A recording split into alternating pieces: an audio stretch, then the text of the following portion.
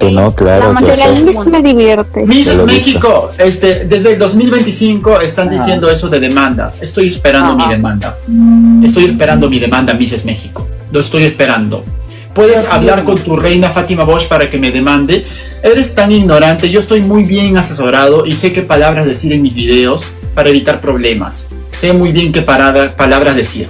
Así que tú quieres, puedes ir a hablar con Fátima, mándale mensajitos, demanda a Jens Castro, demanda, corre, dile. Pero lo estoy esperando desde el 2025, ya estamos en 2026. Madre mía, También ya estoy no. esperando que me cierren mi cuenta de TikTok, mi cuenta de Instagram, mi cuenta de Facebook, mi cuenta de YouTube. No han logrado Y no nada. van a poder. Seguimos pero no esperando van a porque poder. es una persona que ama. So mga kapolitika, inyo pong napanood itong si Jens Castro na kilalang isang Latino vlogger.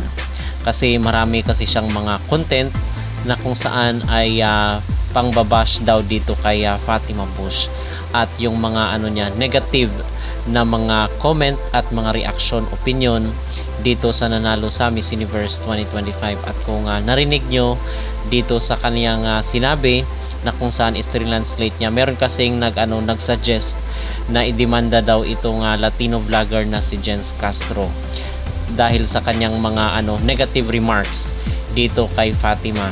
So pinag-uusapan natin dahil yung mga videos minsan ni Jens Castro, yung kanyang mga opinion sa ating mga Pinay Beauty Queen ay natatampok natin dito sa ating mga videos. So ngayon is pinakakasuhan siya. May nagsuggest na kasuhan itong Latino vlogger na naninira daw dito sa reputasyon ni Fátima Bush dahil kahit siya na isang Latino ay hindi rin siya pabor dito sa pagkapanalo ni Fátima. Kung kaya pinakakasuhan ngayon itong si Jens Castro. So ang sagot niya naman ay naghihintay daw siya sa lusot dahil last year pa daw 2025 pa daw siya naghihintay ng isang demanda, okay, dito kay mula dito sa kampo ni Fátima dahil sa kanyang paninirang puri dito sa mundo ng social media. So naghihintay daw siya kung ano man ang maging hakbang ni Fátima dahil nga yung na-impluwensyahan niya dahil isa siyang influencer, na-impluwensyahan niya yung kanyang mga kapwa Latinos na maniwala sa kanyang point of view patungkol dito sa pagkapanalo ni Fátima. So maganda nga ito mga kapolitika kasi yung mga beauty queen natin minsan is positibo yung kanyang mga comment, yung kanyang mga opinion sa ating mga beauty queen ay positibo. So pinapanood natin yung mga videos niya especially pag may relevant sa ating mga beauty queens. So kasi isa yun sa mga measurement natin kung ano ba yung opinion ng ibang mga pageant community specifically dito sa Latin. So ako naman yung aking mag-opinion at ang aking mag-reaction dito sa suggestion na pinakakasuhan itong Latino vlogger ay sa tingin ko mga kapolitika hindi sila maging balat sibuyas dahil si Fátima alam naman nila na siya isang public figure at open for public yung kanyang buhay. Hindi naman pribadong tao itong si Fátima para sabihin nila na hindi siya open for public opinion, di ba? Kasi in the first place, sa dami-dami nang nagbibigay ng opinion dito kay Fátima, kaya ba nilang kontrolin lahat yung mga negative na mga opinion towards her? Okay, so yun lang po yun. So ang update po dito kay Fátima is nandito pa rin po siya sa Guatemala para sa kanyang world tour daw. At nakita natin na kung saan is kasakasama ni Fátima yung mga bata at ito ay kabahagi ng kanyang advocacy at yung kanyang cause dito sa Miss Universe. So yun mga kapolitika, talagang binibihisan itong si Fátima para siya ay bumango sa publiko. At kabahagi ng ginagawa nila ngayon is itong pagpupunta nila sa mga foundation, sa mga less fortunate na mga bata para ito ay makakagain ng simpatya. Okay, so yun po mga kapolitika at kabahagi na rin po ito ng ginagawa ng Miss Universe. At aside from this is pinag-usapan rin po yung pagpunta dati ni Shanice Palacios dito sa bansang Guatemala at naikumpara nila dito sa pagbisita ni Fátima Bush sa nasabing bansa. So ang sabi nila is malayong malayo daw ito doon sa moment ni Shanice Palacios na kung saan ay talagang pinagkaguluhan siya ng mga Latino dito sa Guatemala So in contrast dito kay Fatima Bush na yung sumundo lang sa kanya is yung mga media lang at yung staff ng Miss Universe na nakabase dito sa Guatemala. So wala umanong meet and greet sa kanyang mga fans. So kakaiba ito doon kay Shanice Palacios noon na talagang pinagkaguluhan siya ng mga Guatemalans. So yun po mga kapolitika ang pinaka-latest na update dito pa rin sa controversial na nanalo sa Miss Universe na si Fatima Bush mula sa bansang Mexico. At mula dito kay Fatima Bush sa Miss Universe tayo naman po ay dadako dito sa Miss Cosmo kay Chelsea Fernandez dahil nag-ride po sa isang cruise itong si Chelsea at si Yulina Lindquist dito sa Saigon River sa Vietnam. So ang sabi ng Miss Cosmo doon sa kailang page ay magiging busy daw itong si Chelsea Fernandez at yung kasama niya nalo sa nasabing beauty contest. At bibigyan natin mga kapolitika ng ating opinion itong pag-post ni Chelsea Fernandez dito sa kanyang social media account ng pagpo-promote nitong motorbike dito sa Vietnam. So sa Vietnam kasi kilala sila sa motorbike dahil nga para dito sa kanilang naging tourist attraction na itong motorbike sa Vietnam at in fact ito yung isa sa mga solusyon nila para mais yung traffic sa bansa nila. So bakit natin ito pinag-usapan? Kasi recently lang is naibalita po ng Pilipinas ay isa sa mga pinaka-worst ang traffic sa buong mundo. At bilang isang Filipino citizen is kinakailangan na rin siguro na i-promote natin mga kapolitika katulad dito sa Vietnam yung mga motorbikes kasi hindi po siya nag-occupy ng space sa mga kalsada natin. So maganda ito na i-promote ni Chelsea Fernandez yung motorbike sa Vietnam dahil po ang Pilipinas ay pinaka-worst ang traffic sa buong mundo. So hindi magandang balita para sa ating bansa at yung yung Vietnam is ito yung kailang solusyon. So might as well maganda siguro na gayahin ng Pilipinas itong ginagawa ng Vietnam para kahit papano is mais yung traffic sa ating mga kalsada. So talagang bumilib itong si Chelsea Fernandez nang sumakay siya dito sa motorbike sa Vietnam at sabi niya is nakarelate to siya dahil dito sa Pilipinas minsan is siya ay sumasakay sa mga motor taxi dahil nga siya pag sa traffic ay kaya niyang lumusot at mas mabilis yung biyahe. Okay, so yun po yung ating reaksyon at ang ating opinion dito sa pagpo-promote ni Chelsea Fernandez ng motorbike sa Vietnam. So might as well na siguro is magandang gayahin ito ng gobyerno ng Pilipinas. So mga kapolitika, ano po ang inyong magreaksyon at ano po ang inyong maging opinion dito sa sinasabi na pakakasuhan daw itong isang Latino vlogger dahil siya ay nagbibigay ng mga negative remarks at negative opinion dito sa kanyang kapwa Latina na si Fatima Bush. Mag-comment down below at huwag kalimutang mag-like kayo at mag-subscribe sa ating YouTube channel.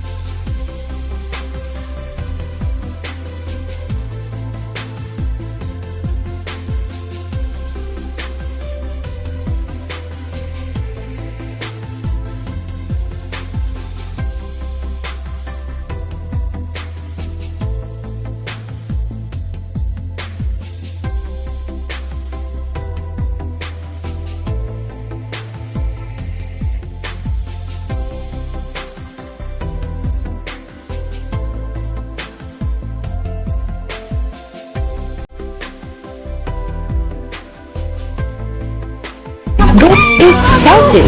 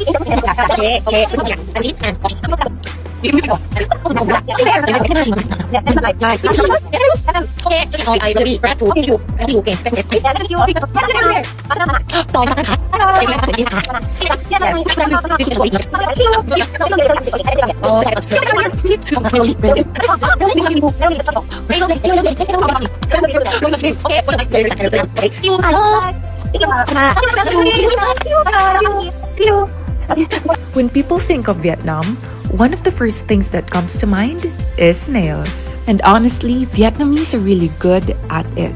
Today, I am taking you with me to a nail salon here in Ho Chi Minh City, Vietnam, to show you how it is done. We are at KP Nails with Yelena, or Miss Cosmo 2025. This salon has 3 floors, and they just don't offer nail services. They also have head spa treatments. Their prices are affordable, and they also offer combo packages.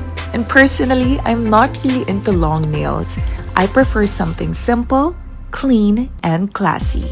Okay, so we went for a twist, a pearly white shade with chrome and the super trendy cat eye effect. This package also included a foot spa, foot mask, and my favorite part, a foot massage. I actually fell asleep during it. The staff are very kind, the ambience is simple and neat, and as you can see, you truly get the princess treatment here. And now, time to flex my nails. So to my babies who are visiting Ho Chi Minh City and want to experience the nail culture here in Vietnam, make sure to visit KP Nails. Motorbikes are everywhere here in Asia. And countries like the Philippines and Vietnam, they're not just for fun. They're the main form of transportation. Sa Pilipinas, ilang beses na rin akong sumakay sa motor because it is easy, cheap, and you could skip traffic jams like a pro. But in Vietnam, there's something different. The motorbike drivers here are built different. They move fast, and honestly, every ride feels like an adventure. So tonight, I rode a motorbike and finally had some free time.